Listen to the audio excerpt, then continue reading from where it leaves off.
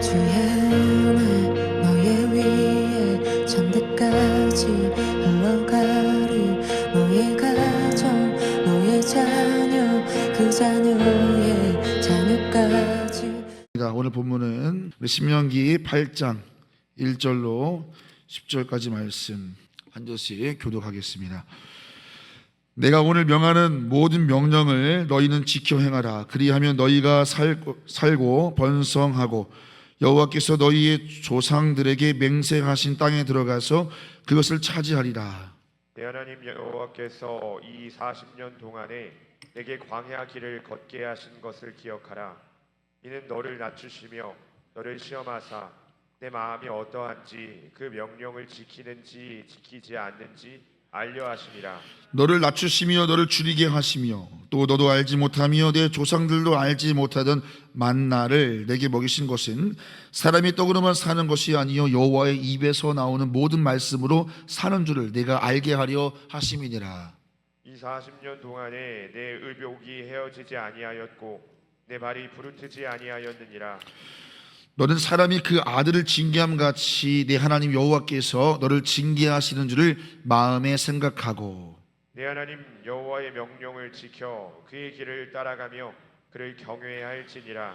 내 하나님 여호와께서 너를 아름다운 땅에 이르게 하시나니 그곳은 골짜기든지 산지든지 시내와 분천과 샘이 흐르고 밀과 보리의 소산지요 포도와 무화과와 석류와 감람나무와 꿀의 소산지라. 내가 먹을 것에 모자람이 없고 내게 아무 부족함이 없는 땅이며 그 땅의 돌은 철이요 산에는 동을 캘 것이라. 내가 먹어서 배부르고 내 하나님 여호와께서 옥토를 내게 주셨으므로 말미암아 그를 찬송하리라.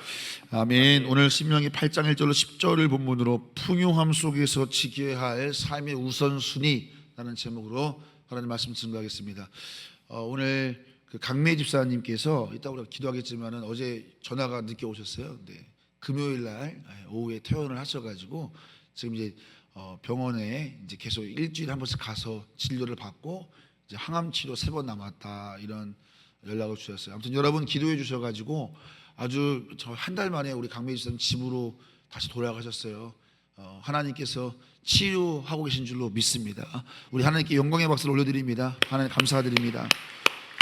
감사하면 은혜가 임합니다. 자, 오늘 우리 백은호 집사님도 제가 칭찬했지만은 새벽에 안 보이던 분들이 나오는 것. 여러분 새벽 기도 한 사람은 100명의 영적인 능력을 갖고 있는 것입니다. 일당백입니다. 우리 백은호 집사님 축복의 발걸음을 박수로 격려합니다.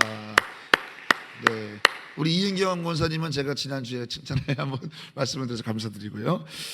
자, 여러분 새벽에 기도로 나오셔야 됩니다. 교회는 기도로 승리하고 기도로 영적인 능력을 받는 곳입니다. 그래서 우리가 월요목양 새벽 기도회는 특별히 좀 구별해서 드리는 예배인데요. 우리 많은 직분자들이 이 시간을 나오셔서 기도로 교회를 섬겨주시면 감사하겠습니다.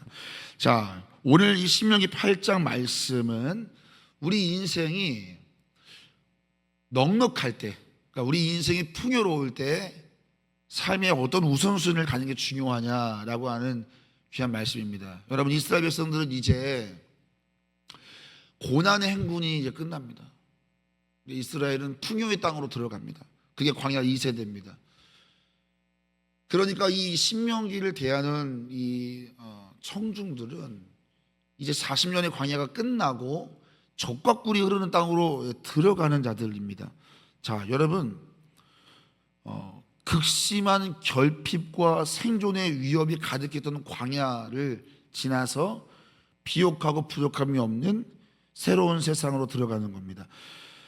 그때 주시는 권면의 말씀이에요. 그리고 오늘 8장은 특히나 그 핵심입니다. 아마 여러분 읽으면서 느끼셨겠지만은 뭐 이런 뉘앙스죠. 너희가 들어가는 땅은 진짜 비옥한 땅인데 그 땅에서 너희가 어떻게 해야 될 것이다. 이런 당부를 하는 말씀인데 이런 거죠. 너희가 배부르고 풍족할 때 과연 무엇을 기억하고 무엇을 너희에게 우선순위에 둬야 되는지를 3가지로 요약하고 있습니다. 여러분 우리는요 줄곧 이런 오해를 합니다. 우리가 고난이 있을 때, 결핍이 있을 때 내 믿음이 시험을 당한다, 테스트를 당한다 라고 생각을 하는데 진짜 시험은 풍요의 때 옵니다. 이걸 꼭 기억하셔야 됩니다. 결핍이 있으면 믿음 없던 사람도 숨통 트이기 위해 기도하는 법인데 진짜 기도의 사람인지 아닌지는 풍요 때 드러나는 것입니다. 내 믿음이 언제 진짜 드러나느냐? 모든 것이 넉넉할 때. 제가 주일 새벽에도 이런 말씀을 드렸어요. 우리가 언제 사단에게 지느냐, 넘어가느냐. 여러분, 이스라엘 백성들에게 하나님께서 주일에 뭐라고 말씀했냐면 너희가 들어가면 다 모든 걸 진멸하라는 거예요. 그들의 우상 숭배에 틈을 주지 말라는 거예요. 근데 뭐라고 말하냐면 그 우상에게서 벗겨낸 금을 취하지 말라는 거예요. 잘 보세요. 우상을 취한 게 아니잖아요. 우상에게 벗겨낸 금이에요. 그러니까 그건 뭐겠어요? 타협인 거예요. 타협. 이 정도는 괜찮다는 거예요. 이거는 우상이 아니고 우상 입힌 금이니까 이거는 괜찮잖아. 그것을 집으로 들이지 말라는 거예요. 이게 뭐예요? 틈을 주지 말라는 하나님의 경고 아니겠어요? 틈을 주지 말라는 거예요. 자, 여러분, 승리의 때 그 틈이 결코 틈으로 끝나지 않는다는 경고를 하시는 거예요. 자, 우리도 마찬가지인 거예요. 승리의 때, 우리가 모든 것이 넉넉할 때, 뭔가 숨통이 트일 때, 뭔가 기도 제목이 응답됐을 때, 그때가 사실 우상에게 벗긴 금을 취하고 싶을 때예요. 이 정도쯤은 괜찮잖아 라고 하는 그 틈이 조금 숨통 트일 때 온다니까요. 여러분, 여러분의 개인의 삶도 마찬가지지만 교회도 마찬가지고 뭔가 하나님 우리 가운데 역사하신다 그때가 정말 민감할 때인 거예요. 오늘 말씀은 우리가 지금 무엇에 집중해야 되는가, 여러분 개인에게도 말씀하시는 거지만 우리 삶에 주시는 말씀에 인사이트가 있습니다. 이 세 가지를 한번 잘 살펴봤으면 좋겠어요. 자, 첫 번째는 아주 유명한 말씀인데요. 자, 첫 번째 따라해 보겠습니다. 떡보다 하나님의 말씀이 먼저입니다.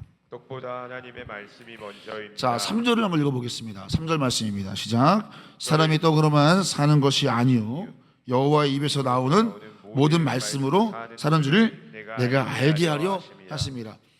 뭐 여러분, 이 말씀 뭐 더 해석이 필요 없죠. 사람의 떡으로만 사는 것이 아니고 하나님의 입에서 나오는 말씀으로 사는 것을 알게 하신 것이다. 너희를 40년 동안 하나님께서 광야에서 조상들도 알지 못하던 만나를 먹이신 것은, 그건 사람이 떡으로만 사는 게 아니라 하나님의 말씀으로 사는 것을 너에게 알려주려고 했다는 거예요. 여러분 보세요. 광야 40년 동안 이스라엘에게 하나님 만나를 내려주셨어요. 하늘에서 만나가 내려와요. 하늘에서 양식이 내려온단 말이에요. 자, 그런데 이건 단순히 배고픔을 해결하려고 하는 것만은 아니라는 거예요. 이건 더 깊은 의도가 있다라는 거예요. 자, 그도 그럴 것이, 여러분 이 광야에 만나가 쭉 내립니다. 그러면 자, 지금 이 만나를 줍는 사람들은 애굽에서 노예로 살던 사람들이에요. 그렇지요? 내일을 염려하며 살아야 되는 사람들이란 말이에요. 그러면 이들에게 가장 어려운 시험은 뭐냐면 1인당 한 오멜씩만 거두라는 그 명령이에요. 하나님은 한 명이 한 오멜만 취하라는 거예요. 여러분, 이게 얼마나 현실적으로 어려운 그들에게 유혹거리였겠어요. 지천에 깔는 게 만난데 1인당 한 오멜, 4인이면 1인당 한 오멜이니까 그냥 그 인분에 맞게끔만 주라는 거예요. 그럼 여러분, 이게 얼마나 그들에게는 현실적인, 주머니도 넣고 싶고 안에도 넣고 싶고 봉지도 들고 가고 싶고 이러지 않겠어요? 근데 신기하게도 1인당 한 오멜을 넘어가면 다 썩어요. 썩어요. 신기하게 저장이 안 되는 거예요. 이거를 훈련시키는 거예요, 하나님께서. 그러면 그 의도에 뭐가 있는 거예요? 너의 생존이 너의 탐욕과 너희가 저장하고 너희 손으로 쥐는 것으로 너희의 생명이 유지되는 것이 아니라는 것을 40년 동안 반복해서 알려주신 거예요. 걷어가도 썩는 거예요. 몰래 가져갔는데 다음날 보면 썩어 있는 거예요. 분명히 내가 이거 안 썩게 저장했는데 썩는 거예요. 너희의 생존이 너희의 손에 너희의 탐욕에 달려있는 것이 아니라 매일같이 내려주는 나의 공급에 있다. 할렐루야. 사랑하는 성도 여러분, 하나님의 공급을 신뢰하시기를 예수님의 이름으로 축원합니다. 그거 훈련시키시는 거예요. 여러분, 내가 많이 갖고 있다 해서 되는 게 아닙니다. 하나님의 나라는. 그럼 믿음이 역사할 틈이 없잖아요. 하나님께서 채운다는 거예요. 자, 가나안에 이제 풍요로 들어가는 거예요. 그러면 이들이 착각하는 거죠. 야, 이 풍성함이 우리의 삶을 지켜줄 거라는 이 유혹이 올 거라는 거예요. 그때도 너희는 이 풍요함이 너희의 삶의 뿌리가 아니라 하나님의 말씀이었던 것을 꼭 기억해야 된다는 거예요. 여러분, 이걸 기억하세요. 여러분의 삶에 하나님 풍성함을 주시잖아요. 그때도 여러분이 숨을 쉴 수 있는 것은, 여러분이 그때도 살 수 있는 것은 하나님의 말씀이라는 사실을 믿으시기를 축원합니다. 하나님의, 사람이 떡으로 사는 것이 아니라 무엇으로 산다? 하나님 말씀으로 산다. 이걸 40년 훈련시키신 거예요. 왜냐하면 이게 훈련이 안 되면 조금만 복을 줘도 망해버리는 거예요. 왜요? 하나님 말씀으로 사는 건데 조금만 주면 거기에 매이는 거예요.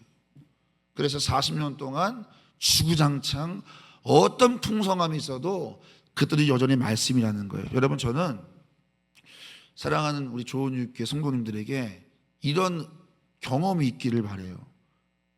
달고 오묘한 그 말씀, 생명의 말씀은, 이 찬양이 있죠. 달고 오묘한 말씀은, 생명의 말씀은. 하나님 말씀이 달고 오묘함을 체험하시기를 예수님의 이름으로 축원합니다. 그게 우리를 살게 하는 거예요. 여러분, 교회는 그 역사가 있어야 되는 거예요. 다른 게 많이 있어도 이게 안 되면 교회는 힘있게 일어나지 못해요. 그러나 여러 가지 재반이 부족해도 달고 오묘한 말씀을 사모하는 성도들이 있는 교회는 반드시 부흥하는 줄로 믿습니다. 이게 정말 중요한 거예요. 여러분, 개인적으로도 이 말씀이 깨달아지고 말씀이 가슴에서 울리고 내 영혼을 뒤흔드는 이런 체험을 할 때 영적인 감각이 깨어나는 거예요. 영적인 감각이. 어저께 제가 이제 뒤에서 찬양을 하는데 주 2부 때 우리 어제 이제 찬양 중에 하나님의 말씀은 신실하다 뭐 그런 찬양이 있었죠. 제가 그 어떤 찬양인지 모르겠지만 하나님의 말씀은 능력이 있다, 하나님의 말씀은 신실하다, 그런 찬양이었어요. 요즘 우리가 신명기를 묵상하고 있잖아요. 근데 몇몇의 싱어들이 인도자의 콜링 없이 손을 들고 찬양하는 모습 보면서 우리의 손을 들게 하는 그 말씀을 받았다면 그 사람은 승리하는 거예요. 그래, 하나님 말씀은 능력이야, 약속이야, 그 고백을 하면서 내 손이 들려진다, 그 사람은 승리하는 인생이에요. 할렐루야. 그것을 경험하라는 거예요. 풍요가 너의 삶을 유지하는 거 아니다. 봐라, 다 썩지 않느냐. 내가 하루아침에 걷어갈 수도 있다. 그러나 그 어떠한 땅에서든 네가 생존하는 것은 하나님의 말씀이라는 거예요. 우리 조은유께 모든 성도들은 하나님의 말씀으로 생존하는 법을 배우시기를 예수님의 이름으로 축원합니다. 코로나가 와도 괜찮아요, 이런 건. 그러니까 더 나아가서 연장선에서 말씀드리면 여러분들이 교회에서 사역을 할 때도 마찬가지예요. 사역의 시작은 말씀을 마치를 아는 거예요. 그 말씀의 마치를 알면 사역을 해도 지치지 않습니다. 왜냐하면 말씀에서 공급받기 때문에 그렇습니다. 근데 이 공급을 받지 못하면 사람의 격려가 끝없이 들어가야 되는 거예요. 여러분, 말씀에 격려받을 수 있게 되기를 예수님의 이름으로 축원합니다. 이런 사람은 광야에 둬도 자기 몫을 하는 것입니다. 근데 놀라운 건 여러분, 이거예요. 자, 집이 광야를 지나면 뭐가 나오죠? 어디 가죠?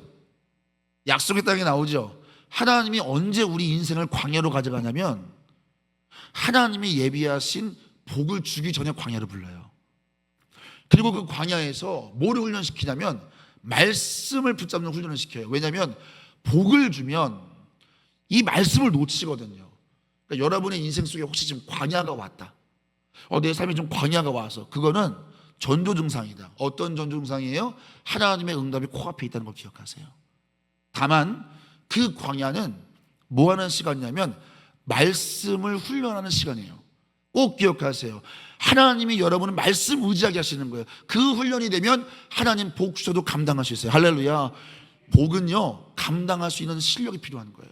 하나님이 지금 이스라엘 백성들을 광야 왜 가나안 못 데려갑니까?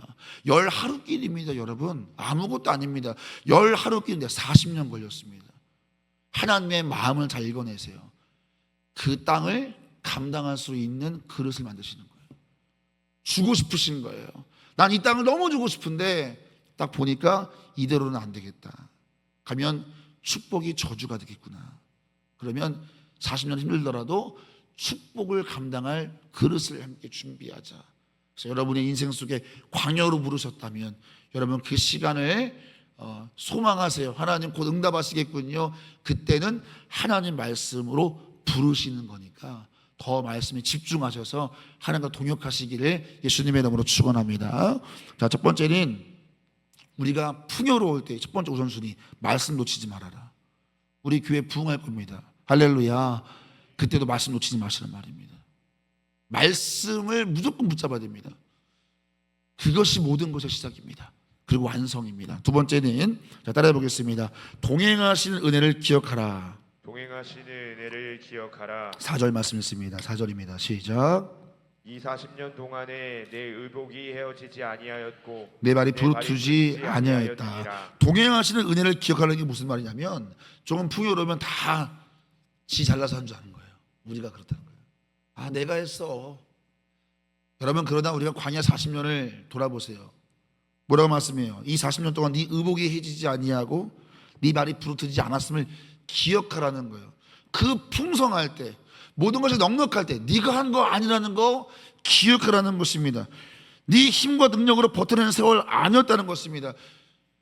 하나님이 자식을 끌어안듯이 너희를 불꽃 같은 눈동자로 업어서 그 길을 인도했다는 걸 잊지 말라는 겁니다. 여러분 삶에 하나님 응답 주실 때 하나님의 은혜를 잊지 마시기를 예수님의 이름으로 축원합니다. 왜 이 경고하냐면 인생들이 이걸 잘 못하기 때문에 그렇습니다. 자, 여러분, 우리는요 조금 잘 되면 교만해집니다. 쉽게 교만해집니다. 교만해진다면 어떤 특징이 있느냐? 기도 안 합니다. 그러니까 교만해졌다, 내가 교만한가? 이것을 뭐 자랑하고 뭐 이런 건 여러분 교만의 그냥 아주 한 부분이고, 교만은 이런 거예요. 하나님 없이 내 힘으로 움직이는 상태예요. 그러니까 조금 잘 되면 인간들은 다 내가 한 줄 알아요. 자, 그러면 그 증거가 뭐냐면 기도를 안 합니다. 막 궁핍할 땐 기도가 나오는데 조금 넉넉해지면 다 내가 한 줄 아니까 기도를 안 하는 거예요. 여러분, 저는 오늘 여러분께 이런 경고를 말씀을 준비하면서 별표 쳐놨습니다. 따라해 보겠습니다. 교만하면 하나님이 반드시 낮추신다. 꼭 기억하세요. 교만하면 하나님 반드시 낮추십니다. 어떤 방법을 통해서든 이스라엘 백성들을 하나님께서 겸손하게 40년을 그래서 기다리시는 것처럼 하나님은 여러분을 사랑하시기 때문에 교만하면 반드시 낮춥니다. 그래서 하나님이 주시는 은혜를 계속해서 공급받으려면 어떻게 되냐면 납작 엎드려 있어야 됩니다. 사랑하는 성도 여러분, 어떤 순간에도 하나님 말씀 붙잡고 어떤 순간에도 엎드려 기도할 수 있는 여러분과 제가 되기를 예수님의 이름으로 축원합니다. 그럼 하나님이 그래, 뭘 줘도 안심이 되는 거예요. 뭘 줘도. 근데 뭘 주면 불안한 존재가 되면 안 돼요. 조금 줬더니 막 주일도 빠지고, 조금 넉넉 숨통 튀니까 기도도 안 하고, 이러면 하나님이 주고 싶어도 주면 재앙이 되는 거예요. 하나님 뭘 주셔도 저는 흔들림이 없어요. 저는 사람이 말씀으로 사는 것도 알고요, 저는 하나님이 지금 인도하신 건 전 분명히 알아요. 저는 기도 없으면 못 살아요. 이 인생은 좀만 기다려 보세요. 하나님께서요 곧 여호와 일에 은혜 주십니다. 할렐루야. 자, 마지막 세 번째가 중요합니다. 세 번째 따라해 봅니다. 누림보다 감사가 먼저입니다. 누림보다 감사가 먼저입니다. 자, 10절 말씀입니다. 10절 말씀 같이 읽습니다. 시작. 내가 먹어서 배부르고 내 하나님 여호와께서 옥토를 내게 주셨으므로 말미암아 그를 찬송하리라. 자, 뭐 하리라? 네, 모세가 지금 말하는 거예요. 너희, 자, 7절부터 보시면은 그 땅이 얼마나 비옥할 건지 말하잖아요. 네 하나님 여호와께서 너를 아름다운 땅에 이르게 하실 거다. 그것은 어떤 곳이냐면 골짜기, 산, 시내, 분첨, 샘이 흐르고 밀, 보리, 소산지, 포도나무 막 얘기합니다. 그러면서 9절 끝에 뭐라 그래요? 부족함이 없는 땅이다. 막 그 땅을 얘기하죠. 근데 10절에 경고하는 거예요. 네가 먹고 배부르고 네 하나님 여호와께서 옥토를 주셨으므로 말미암아 뭐 하라는 거예요? 그를 찬송하라는 거예요. 감사와 찬송. 할렐루야. 무슨 말이에요? 예, 그런 은혜 땅에서 감사와 찬송 메마를 거라는 걸 경고하는 거예요. 사랑하는 성도 여러분, 저는 오늘 말씀의 세 번째 대제를 나누면서 여러분께 하나님이 어떤 은혜를 주시면 항상 그 은혜를 주신 그 주어를 잊지 마세요. 하나님을 잊지 마세요. 할렐루야. 기도 응답 줬어요? 기도 응답을 주신 하나님을 잊지 마세요. 근데 우리는 자꾸만 주어를 잃어버려요.